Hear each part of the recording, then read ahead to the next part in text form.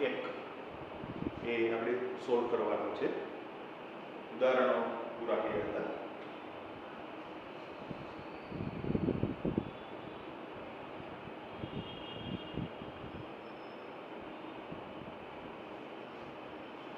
પહેલી રકમ જુઓ. નીચે આપેલા સંબંધો પૈકી પ્રત્યેક માટે તે સ્વવાચક, સમિત અથવા પરંપરિત સંબંધ છે કે નહીં તે નક્કી કરો. પહેલા દાખલામાં એનો જે પેટા વિભાગ છે એમાં એક ગણ આપ્યો છે એ, જેમાં 1 થી શરૂ કરીને 14 સુધીની પ્રાકૃતિક સંખ્યાઓ ધન પૂર્ણાંકો આપ્યા છે અને એ ગણ પર વ્યાખ્યાયિત શબ્દ આ ગણમાં xy કે જ્યાં 3x - y =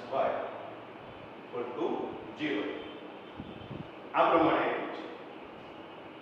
એટલે સૌથી પહેલા તો આપણે ગણને સંબંધને યાદીની રીતે એટલા માટે લખી લઈએ કે ગુણધર્મો વ્યવસ્થિત સમજાય, તમે જોઈ શકો કયા પ્રકારના ઘટકો એમાં આવેલા છે.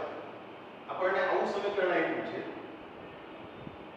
3x - y = 0, જ્યાં x અને y એ બંને ગણ a ના ઘટકો છે.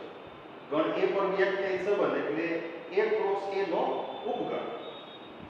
તો અહીંયા 3x - y = 0 હોય તો y = 3x યાદ. હવે x ની જગ્યાએ આપણે 1 2 3 4 આમ સભ્યો લેતા જઈએ. 4 લેશું તો 4 તેરી 12 એટલે y = 12 થશે. પણ 5 લેશું તો 5 તેરી 15, તો 15 છે એ એમાં નથી. આપણે ખાસ અહીંયા નોંધીએ જ્યાં x અને y એ ગણ a ના ઘટકો છે. તો r બરાબર આપણે જો આ સંબંધને ગણની ભાષામાં કહીએ તો યાદીની રીતમાં લખીએ. તમે x = 1 લીધા તો y = 3, x = 2 then y = 6, x = 3 then y = 9, x = 4 then 12, but x = 5 ની લઈએ આપણે. શું કામ? તો y ની કિંમત કેટલી મળશે? 15, અને 15 છે એ એમાં નથી. એટલે આટલા ઘટકો મળ્યા આપણને. બરાબર? આ સમીકરણનું સમાધાન કરે એવી ક્રમયુક્ત જોડનો બંધ, જ્યાં પ્રત્યેક ઘટક ગણ a માંથી લીધેલો છે. હવે તમે જુઓ, ગણ a માં 1 થી 14 સુધીના જે પૂર્ણાંકો છે, તો પ્રત્યેક માટે એ પ્રકારની જોડ, પ્રત્યેક a belongs to a માટે એ પ્રકારની જોડ એ r માં હોવી જોઈએ. પણ આવી એક પણ જોડ r માં નથી. 1 1 2 2 3 3 આવી એક જેના બંને ઘટકો સમાન હોય એવી કોઈ પણ ક્રમયુક્ત જોડ એ નથી. એટલે આપણે એને વ્યાપક રીતે લખી નાખીએ, કોઈ પણ a belongs to a માટે ક્રમિક જોડ a એ r માં નથી, માટે r એ સ્વવાચક નથી. હવે વાત આવશે સમિતતાની. પહેલા ઘટક કરતા બીજો ઘટક 3 ગણો છે, પ્રત્યેકમાં એવું છે. એટલે ક્રમ ઉલટાવો ના બને ને. 3 9 અહીંયા હોય તો 9 3 હોય જ નહીં, કારણ કે 9 કરતા 3 ગણો ઘટક y તરીકે આવવો જોઈએ. એટલે એ સમિત પણ નથી. કોઈ પણ a b belongs to r માટે b a does not belong to r. તો r છે એ સમિત પણ નથી. હવે વાત આવશે પરંપરિતતાની. 1 3 માટે 3 9. આનો બીજો ઘટક 3 છે, આનો પહેલો ઘટક 3 છે. AB BC તો AC એટલે 19 એ R માં હોવા જોઈએ ને અન્ય કોઈ પણ ઘટક માટે એ ચેક થઈ શકે એવું નથી 13 belongs to R 39 belongs to R પણ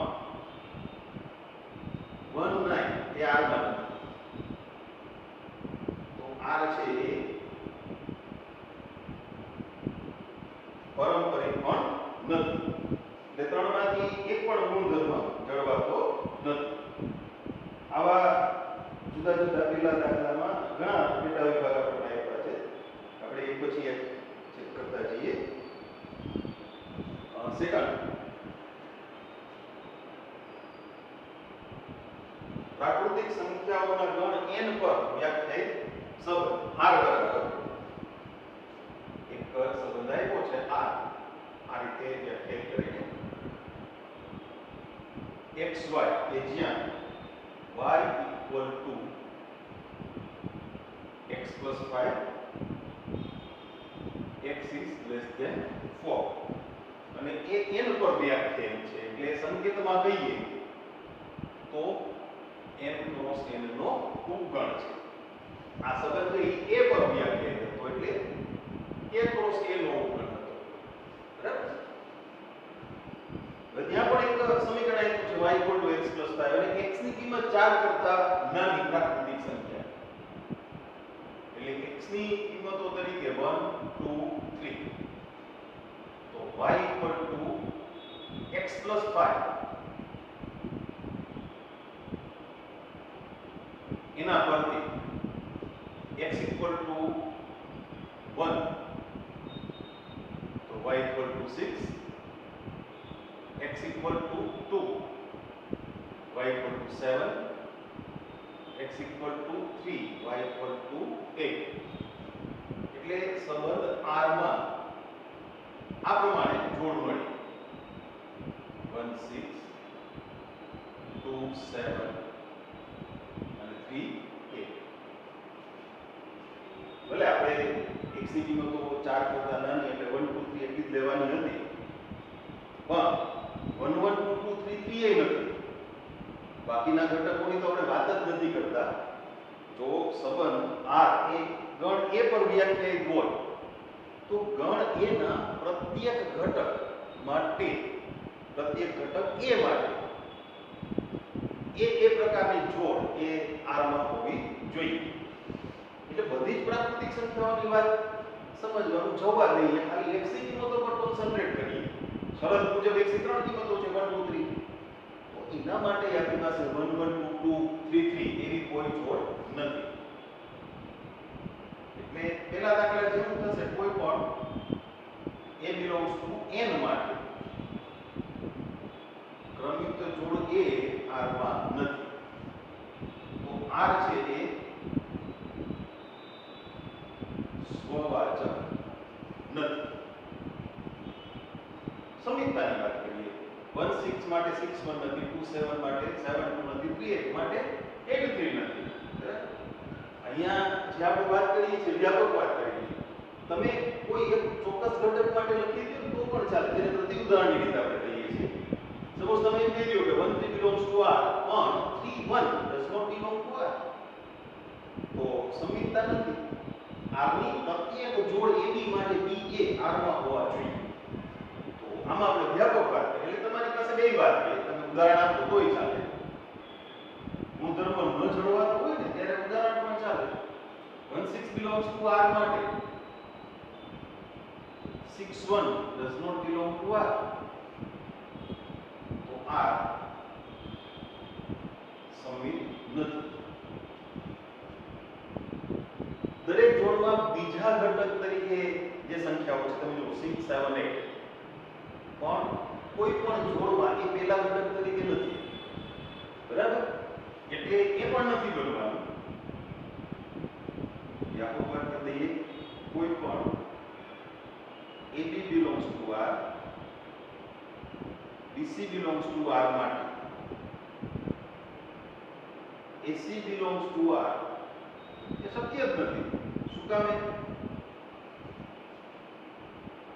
કોઈ એક જોડનો બીજો ઘટક અન્ય જોડનો પહેલો ઘટક સમાન હોય એવી કોઈ જોડ જ નથી. અહીંયા 1 6 છે તો પહેલા ઘટક તરીકે 6 હોય એવી કોઈ જોડ નથી. 2 7 છે તો 7 પ્રથમ ઘટક તરીકે હોય એવું કોઈ નથી. 8 પ્રથમ ઘટક તરીકે હોય એવું કોઈ નથી. તો આ છે એ પારંપરિક પણ નથી.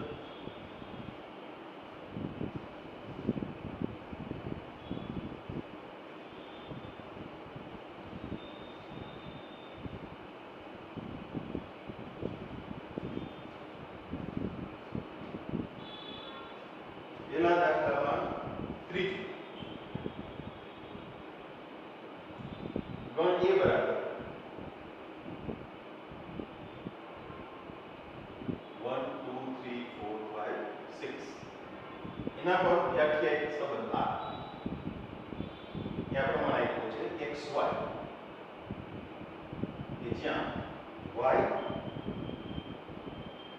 એ x વડે વિભાજ્ય છે.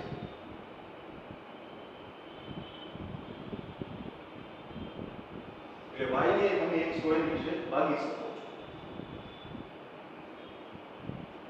તો કોઈ પણ સંખ્યાને એના પોતા વડે તો નિશેષ ભાગી શકાય, 2 ને 2 વડે નિશેષ ભાગી શકાય, 3 ને 3 વડે વગેરે.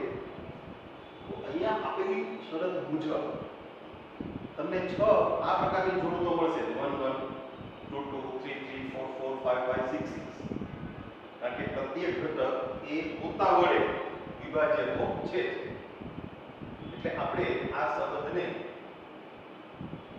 જો યાદીની રીતમાં લખીએ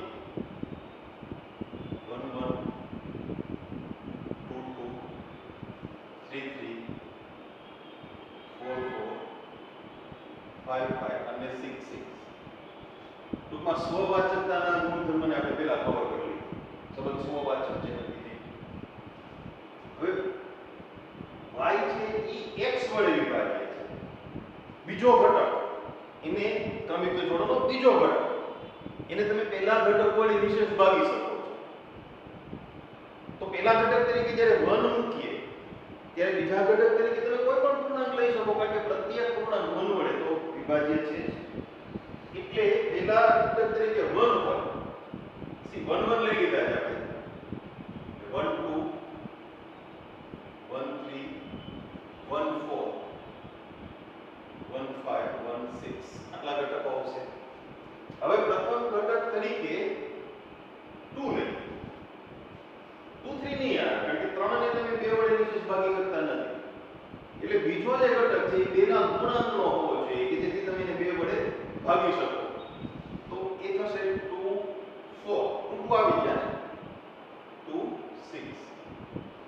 પછી પ્રથમ ઘટક તરીકે 4 3 આવ્યું 3 3 આવી ગયા. હવે 3 ના ગુણાંકમાં કોણ મળ્યું 6. 4 ના ગુણાંકમાં 5 કે 6. ટૂંકમાં 1 થી 6 સુધીમાં 4 ના ગુણાંકમાં એક જ સંખ્યા 4 અને 4 4 આપણે લઈ લીધા. એમ 5 ના ગુણાંકમાં 1 થી 6 સુધીમાં માત્ર એક જ સંખ્યા 5 તો 5 આપણે લઈ લીધા. 6 ના ગુણાંકમાં પણ માત્ર 6 તો 6 6 પણ લઈ લીધા. એટલે આપણો ગણ અહીંયા યાદીની રીતમાં પૂરો થઈ ગયો. y x વડે વિભાજ્ય હોય, બીજો ઘટક પ્રથમ ઘટક વડે વિભાજ્ય હોય તો એવા 1 1 2 2 3 3 4 4 5 ટૂંકમાં વ્યાપક વાત કરીએ તો x છે x વડે હંમેશા વિભાજ્ય હોય. એટલે xx પ્રકારની અથવા a પ્રકારની જોડ એ ત્યાં આવવાની છે. પ્રત્યેક a belongs to a માટે, પ્રત્યેક a belongs to a માટે a વડે વિભાજ્ય હોય છે. તો a belongs to r અને એટલે આ સંબંધ એ સ્વવાચક છે. સંમિતામાં શું લાગે તમને?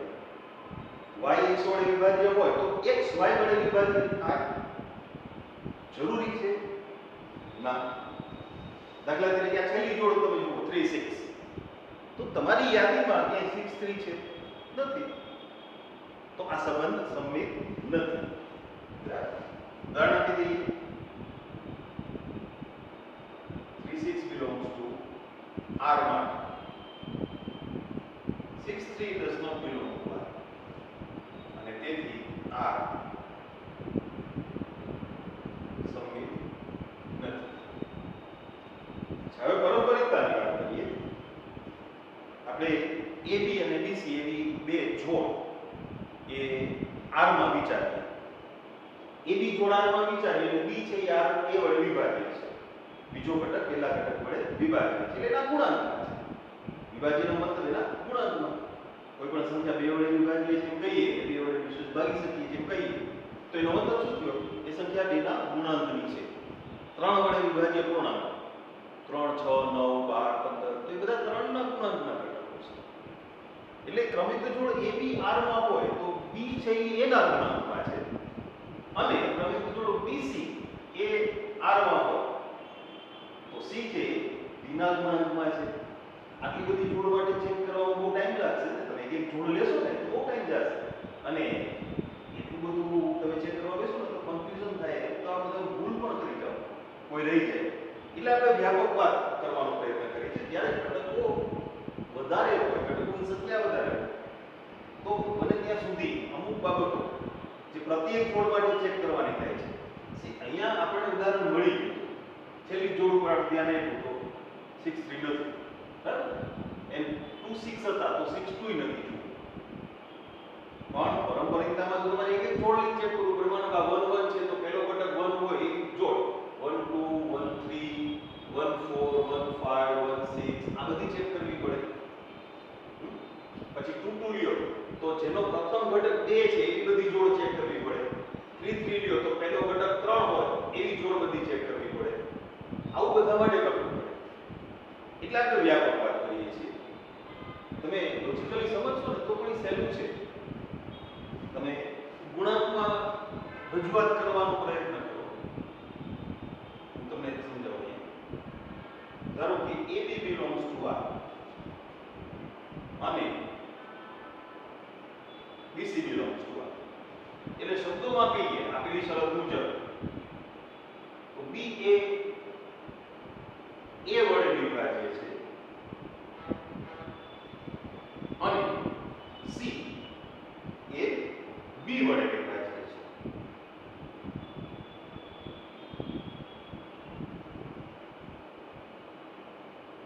પણ B છે એ A વડે વિભાજ્ય છે એટલે B છે એ એના ગુણાંકનો ઘટક છે. સપોઝ આપણે અહીંયા મૂકી દઈએ. B છે બીજો ઘટક છે પેલા ગુણાંક, પેલો જે ઘટક એના ગુણાંકમાં છે, બરાબર? એમ C છે એ B વડે વિભાજ્ય છે એટલે C છે એ B ના ગુણાંકમાં છે. અહીંયા ગુણાંક આપણે જુદો બંને વખતે સમાન ગુણાંક હોય એવું જરૂરી નથી. જ્યાં m k એ કેવી સંખ્યાઓ છે તો પ્રાકૃતિક. હવે આ કિંમતને આપણે અહીંયા મૂકીએ b ની કિંમત તો c બરાબર b ની જગ્યાએ a into m into k એટલે કે a ગુણ્યા m k. તો c છે એ એના ગુણાંકનો જ ઘટક થયો, બરાબર ને? c છે એ એના ગુણાંકનો ઘટક છે એટલે c છે એ a વડે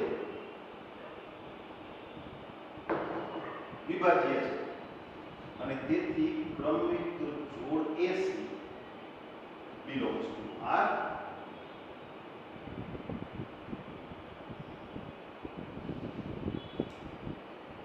એ વાતને અહીંયાથી સમજવી હોય. આપણે ફરીથી વાત કરીએ વ્યાપક વાતને ચોક્કસ ઘટકો માટે સમજવી હોય તો આપણે ફરીથી ચર્ચા કરીએ. તમે જુઓ અહીંયા 1 1 લઈએ આપણે એટલે પેલી જોડમાં બીજો ઘટક 1 છે. એવી બધી જોડ જોતા જાઓ કે જેમાં પ્રથમ ઘટક તરીકે 1 હોય અહીંયા છે એટલે આને આપણે AB તરીકે લઈએ તો BC તરીકે કઈ જોડ શક્ય બને તો કે 1 2 1 3 1 4 1 5 1 6 તો AC શું થશે 1 1 1 2 તો AC 1 2 થાય. અહીંયા 1 3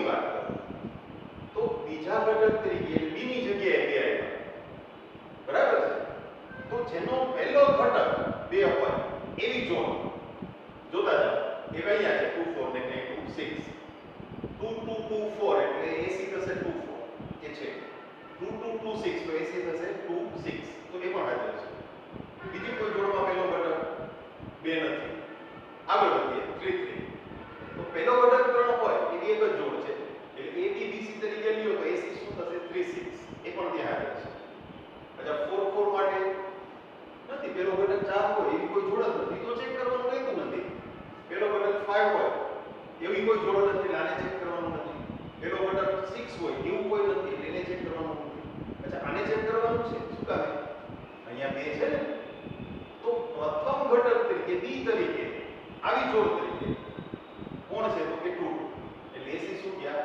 1 અહીંયા 1 4 છે તો અહીંયા 1 6 એ પણ છે 1 3 લ્યો તો 1 3 3 3 એટલે 1 3 1 3 3 6 એટલે 1 6 છે 1 4 લ્યો તો 1 4 4 4 1 4 છે 1 5 લ્યો તો 1 5 5 5 તો 1 5 છે 1 6 લ્યો સામે 6 6 તો 1 6 છે 2 4 લ્યો 2 4 અહીંયા છે ચાર પેલો 2 4 4 હવે 2 4 ઈ પણ છે 2 6 6 6 2 6 છે આ છે 3 6 6 6 3 6 છે લાગુ થઈ જાય બહુ એટલે આપણે વ્યાપકવાદ કરતા હતા પણ કદાચ કેસ તમને વ્યાપકવાદમાં સમજ ના પડે એટલે મેં તમને બધી જોડ એ ચેક કરીને બતાવી કે આ સંબંધ પારંપરિકતાનો ગુણધર્મ ધરાવે છે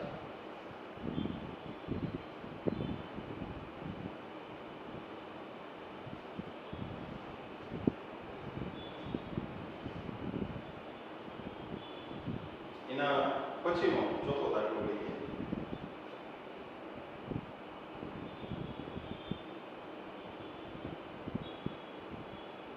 પૂર્ણાંકોના ગણ z પર વ્યાખ્યાયિત એક સંબંધ છે r બરાબર xy કે જ્યાં x y એ પૂર્ણાંક છે એટલે x y z નો ઘટક હોવો જોઈએ આ z પર વ્યાખ્યાયિત છે એટલે આપણે અહીંયા સંકેતમાં લખી નાખીએ કે z ક્રોસ z ના ઉગણ તરીકે આપણે આપ્યો છે સંબંધ બહુ સરળ દાખલો આપ્યો પ્રત્યેક x belongs to z માટે for every x belongs to z x minus x એટલે 0 અને એ પૂર્ણાંક સંખ્યા છે એટલે મને કહેવાનું છે કે xx આ પ્રકારની જોડ જેના બંને ઘટકો સમાન છે એવી તમામ પૂર્ણાંક સંખ્યાઓથી બનેલી જોડ એ અહીંયા r માં છે xx belongs to r તો r છે એ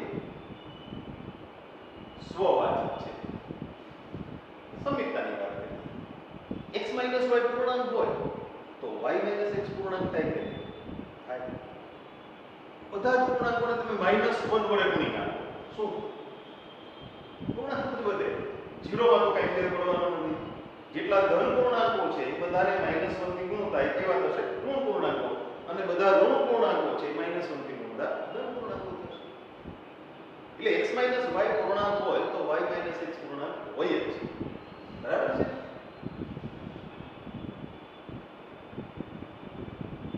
પ્રત્યેક x y belongs to r માં x y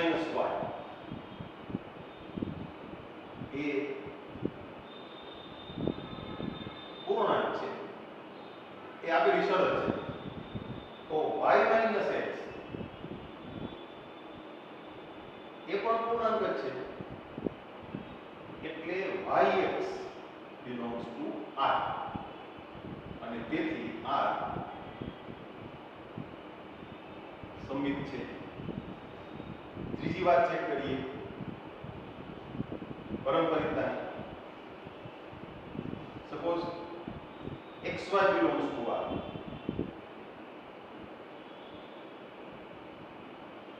અને yz belongs to r શરત પ્રમાણે x - y એ પૂર્ણાંક છે, y - z એ પણ પૂર્ણાંક છે. એ બંનેનો સરવાળો, કોઈ પણ બે પૂર્ણાંકોનો સરવાળો એ હંમેશા પૂર્ણાંક જ હોય, તમે જાણો છો. તો આ બંનેનો સરવાળો x - z થશે. જુઓ, x - z એટલે અહીંયા x - y અને y - z નો સરવાળો, એટલે બે પૂર્ણાંકોનો સરવાળો. તો એ પૂર્ણાંક જ છે, અને એટલે ક્રમયુક્ત જોડ xz R માં છે, માટે આ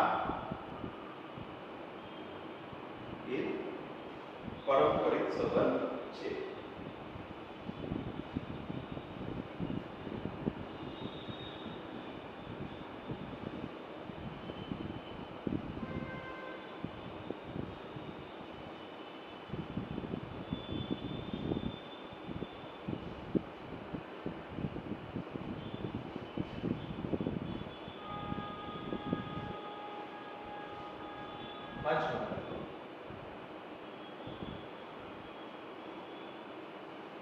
કોઈ ચોક્કસ સમયે કોઈ એક નગરમાં વસતા મનુષ્યોના ગણ એ પર વ્યાખ્યાયિત સંબંધ આવે.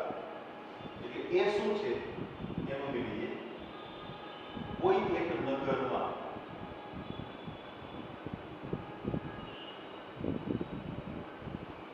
વસતા મનુષ્યોનો ગણ,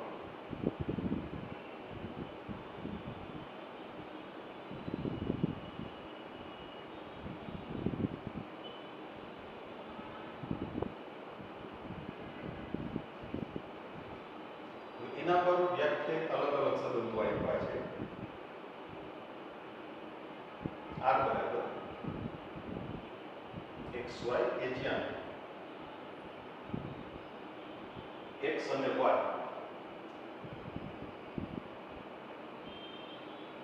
એક જ સ્થળે કામ કરે છે. આ દાખલાઓ છે એની આપણે ચર્ચા કરીશું. તમારે જવાબ લખવાની થોડી પ્રેક્ટિસ કરવાની છે. હજુ તો એવા ઘણા દાખલાઓ આના છે, આપણે લખવાના છે, પણ થોડીક તમે લખવાની પ્રેક્ટિસ કરો એટલે આપણે વાત કરશું, ચર્ચા કરશું. તમે આ રીતે ગુણધર્મો લખવાનો પ્રયત્ન કરજો. x અને y એક જ સ્થળે કામ કરે છે.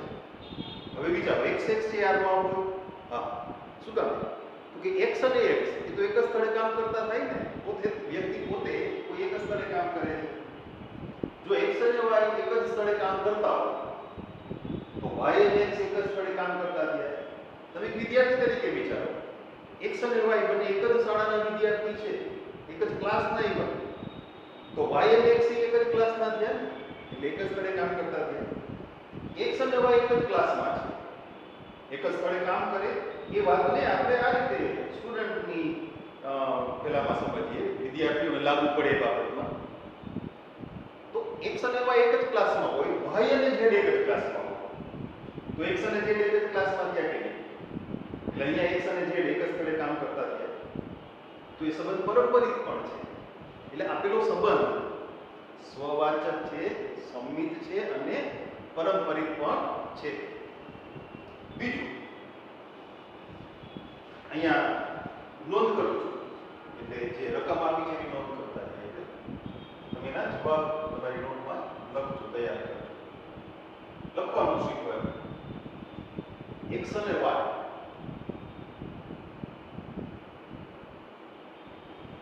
એક જ વિસ્તારમાં રહે છે.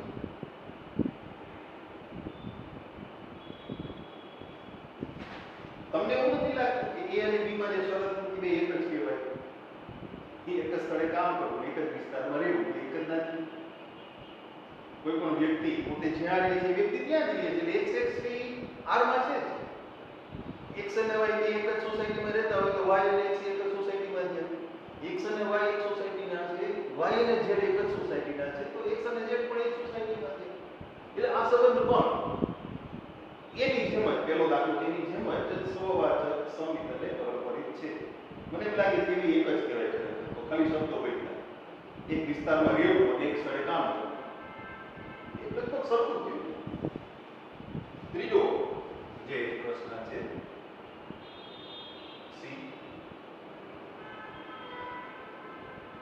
xy કે જ્યાં x ની ઊંચાઈ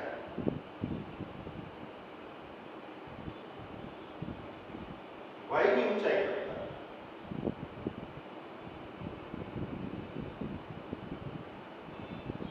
બરાબર 7 સેન્ટીમીટર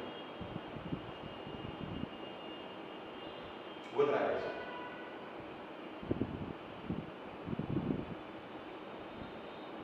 એક્ઝેક્ટ 7. તો માણસની પોતાની ઊંચાઈ એ પોતાની ઊંચાઈ કરતા માણસની ઊંચાઈ એ પોતાની ઊંચાઈ કરતા વધારે તો ના જ થાય, એટલી જ થાય, સમાન થાય. તમારી ઊંચાઈ છે માનો 5 ફૂટ અને 3 ઇંચ છે સપોઝ, તો તમારી ઊંચાઈ 5 ફૂટ 3 ઇંચ જ છે, તો એ 5 ફૂટ 3 ઇંચ કરતા અથવા સેન્ટીમીટરમાં વાત કરીએ તમારી ઊંચાઈ એ ધારો કે 155 સેન્ટીમીટર છે, 155 સેન્ટીમીટર. તો ઈ તમારા ક્લાસમાં કોઈ વિદ્યાર્થીની ઊંચાઈ 155 સેન્ટીમીટર છે તો આપણે એવું કહી શકીએ કે ના એની ઊંચાઈ 155 કરતા બરાબર 7 સેન્ટીમીટર વધારે છે? ના, એટલી જ છે, વધારે નથી. એટલે સ્વવાચકતા નથી. વ્યક્તિની પોતાની ઊંચાઈ પોતા કરતા 7 સેન્ટીમીટર વધારે હોય એવું તો બને જ નહીં ને. એટલે સ્વવાચકતા નથી. સમીપતાની વાત કરીએ. એક વ્યક્તિની ઊંચાઈ 150 સેન્ટીમીટર છે, બીજી વ્યક્તિની ઊંચાઈ 157 સેન્ટીમીટર છે. x ની ઊંચાઈ 150 સેન્ટીમીટર, આ x છે, એની ઊંચાઈ 150 સેન્ટીમીટર, આ 157. તો આમ ફેરવીએ તો આની ઊંચાઈ 157 અને 150 થાય, નો થાય. બરાબર ને? એટલે x ની ઊંચાઈ છે કે y ની ઊંચાઈ કરતા 7 સેન્ટીમીટર વધારે. અહીંયા 157 હોય, અહીંયા 150 હોય. પેલી ઊંચાઈ કેટલી રહેવી જોઈએ? 7 વધારે. બરાબર? તો ક્રમ ઉલટાવો તો પેલી ઊંચાઈ ઘટી જાય. x એ y કરતા 7 સેન્ટીમીટર વધારે હોય તો y એ x કરતા 7 સેન્ટીમીટર ઓછો છે, વધારે નથી. એટલે સમીપતા જળવાતી નથી. બરાબર? અત્યારે વાત સમજીએ. x કરતા y 7 સેન્ટીમીટર વધારે છે એટલે આપણે વળી પાછા આંકડા લખી સમજીએ. આ x એટલે 150 સેન્ટીમીટર, y એટલે 157, 7 સેન્ટીમીટર વધારે છે. બરાબર? આના કરતા 7 વધારે એટલે 164. તો આના કરતા અહીંયા એક્ઝેક્ટ 7 વધારે થયા? ના, 14 વધારે થઈ ગયા. બરાબર 7 સેન્ટીમીટર જ વધારે થયા. તો જ્યારે x ની ઊંચાઈ y ની ઊંચાઈ કરતા 7 સેન્ટીમીટર વધારે હોય, આમ તમારે આમ વિચારવું તો આમ વિચારો, આ ક્રમ રાખો. અહીંયા 7 સેન્ટીમીટર વધારે, અહીંયા રાખો વધારે, એટલે 7 કાપી નાખો, 143. એમાં y વળી પાછા 7 કાપી નાખો. બરાબર? એટલે કેટલી? 136. આના કરતા અહીંયા 7 વધારે, આના કરતા અહીંયા 7 વધારે, તો આના કરતા અહીંયા 7 વધારે કહેવાય? નો કહેવાય. 14 વધી ગઈ. બરાબર? એટલે પરંપરિકતાનો ગુણધર્મ જળવાતો નથી. એટલે પણ ગુણધર્મ નથી જળવાતો. સ્વવાચક નથી, સંમિત નથી, પારંપરિક નથી. બરાબર? અચ્છા, ડી જોઈએ. r બરાબર xy કે જ્યાં x એ y ની પત્ની છે. આપણે નામ લખ્યું પ્રયત્ન કર્યા. અહીંયા ભાઈ ક્યાંય લાગુ પડતું હોય તો પડતી ટોપી વાતે ઉઠી લેતા નહીં. હું વાત સમજાવવા માટે ગમે તે બે નામ લખું છું. સરોજ અને શંકર. આની રિસ્પેક્ટ આપી. ચાલો, સરોજ બેન.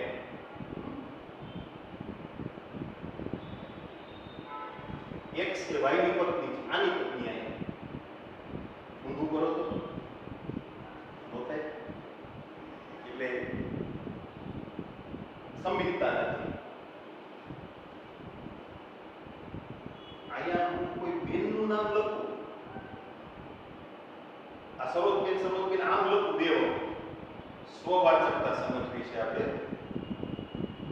સરોજબેન, કારણ કે સ્વવાચકતામાં હું બે ઘટક સરખા લેવા પડે, xx અથવા aa. આની આ પત્ની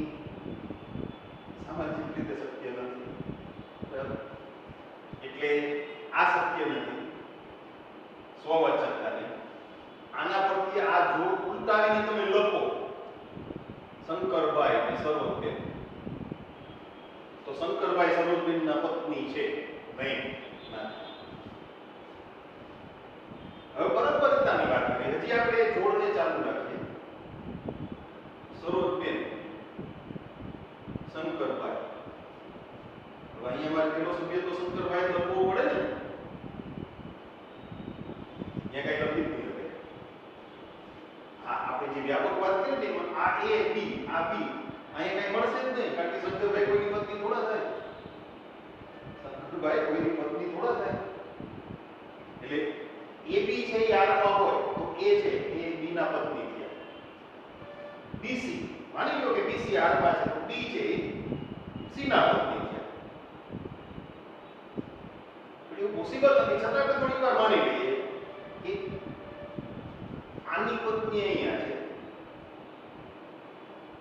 થોડી વાર માની લઈએ આની પત્ની અહીંયા છે.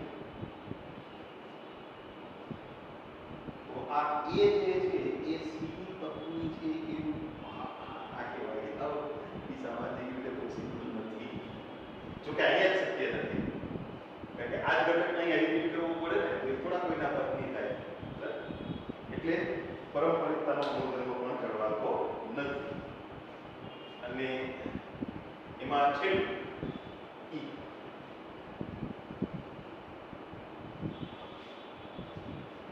XY કે જ્યાં X એ Y નો પિતા છે. આ બરાબર ગણમાં XY પ્રમિતિનો XY કે જ્યાં X એ Y નો પિતા છે. આ લગભગ બે સરખી ગોઠવણ હતી ને એમ આ લગભગ સરખી ગોઠવણ છે એમ કહીએ તો હા. શું કામ?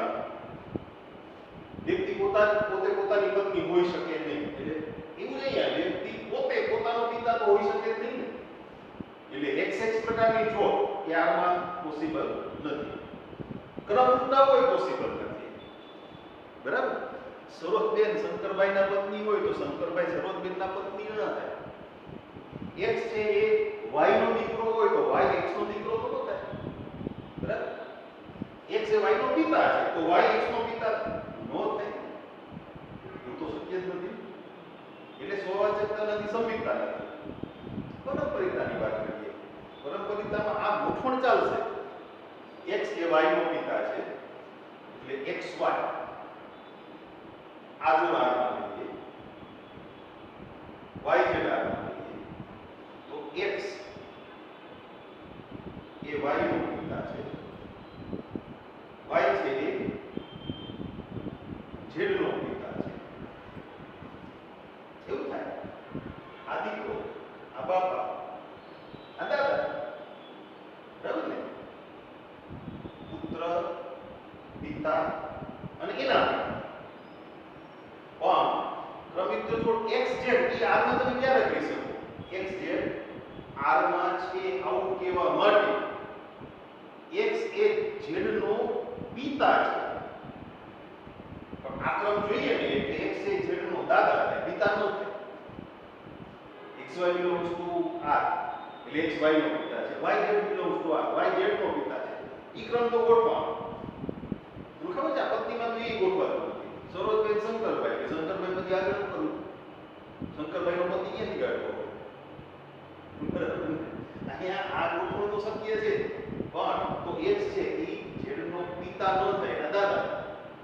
એટલે પરંપરિકતા પણ શક્ય નથી. બરાબર?